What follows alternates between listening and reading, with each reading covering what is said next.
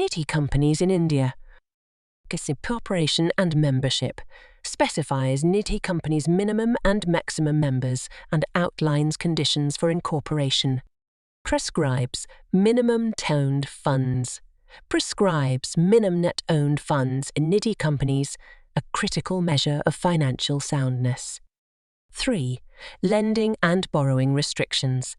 Defines lending limits and conditions for Nidhi Companies, a core function, and specifies restrictions on borrowing. Fixed deposits.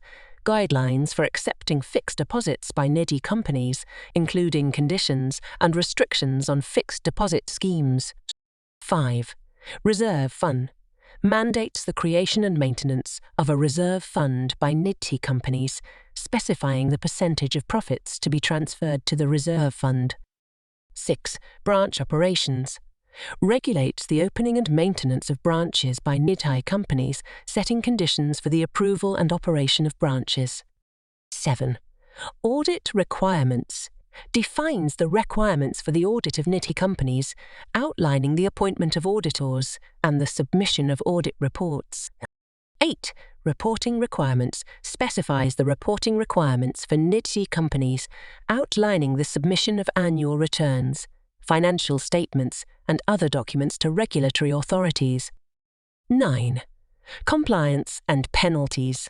Details the consequences of non-compliance with the Nidhi rules, outlining penalties for violations and non-adherence to regulatory provisions.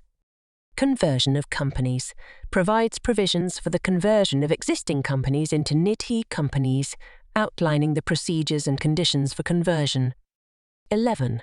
Miscellaneous provisions for Nidhi Companies, including procedures for changes in the registered office, alteration of articles, and other matters.